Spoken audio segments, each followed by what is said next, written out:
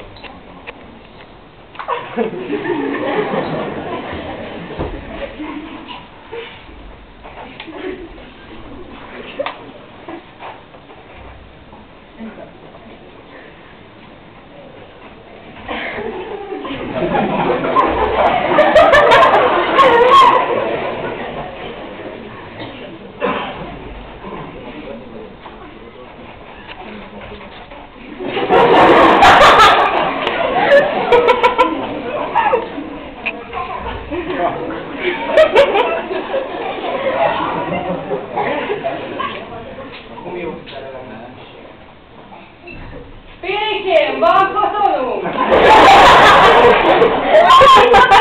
Koton! Jaj, jó várjál, mindjárt megnézem. Sürgős? Ide az úrnak lesz. És hány darab kell? Hányat tessék kérni? Egyet. Kettő. 2 darab lesz. Jó, de ez csak hatos kiszerelésben van. Úgy adhatom? 2 hatos. Milyen nem élet kell a úrnak?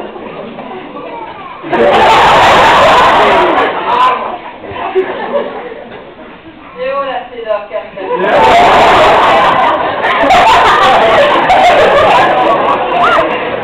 Akkor még valamit akartam kívül. A pénztárnál teszik fizetni.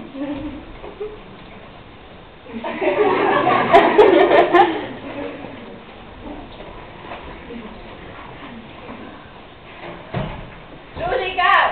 Mennyi most a koton? Melyik? A színes vagy a mintás? Vagy mintásat teszik kérni? Melyiket teszik javasolni? Na de uram! Hol van? Színes koton van, és abban is csak a zöld. Úgy adhatom? Jó lesz a zöld. De vigyázzon, mert a zöld koton drágább lesz. Uram, ha átlátszámlát akar a kotonokhoz, tessék szólni a pénztárnál. Jó lesz a sima. Marad a 2 zöld. 87 forintra. Jaj, tessék vakrottatni. Nem tudok ebből tudni. Nekem csak 5 van. Lányok, fel tud váltani valaki egy 500-as a kotonos úrnak? Érd meg a kávéspénztárból, hát ha vissza adni. Ha már ilyen sürgős.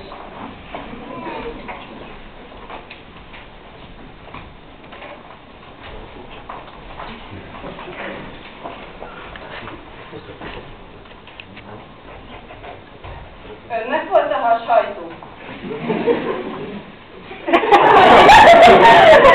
Kérem, ne tessék engem itt összezavarni. Én gyógyszerekkel dolgozom. Ha valamit összecserélek, engem ültetnek le. Hát ez az úr volt, aki a kotont kérte. Ó. Becsomagoljon, vagy így tesszük elvinni? Tetszik tudni használni? Azt hiszem. Hát ez nem hangzott valami meggyőzően. Na, tessék elrakni a blokkot, mert reklamációt csak ezzel fogok.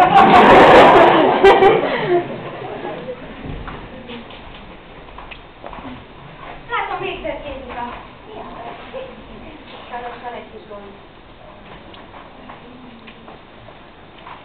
A dolog ma nem aktuális.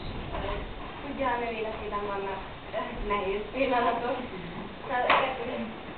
Ne törődjön vele, Sárika, nekem már úgyis mindegy. Vissza meg is bálok a sorba, szárnyas betéttel.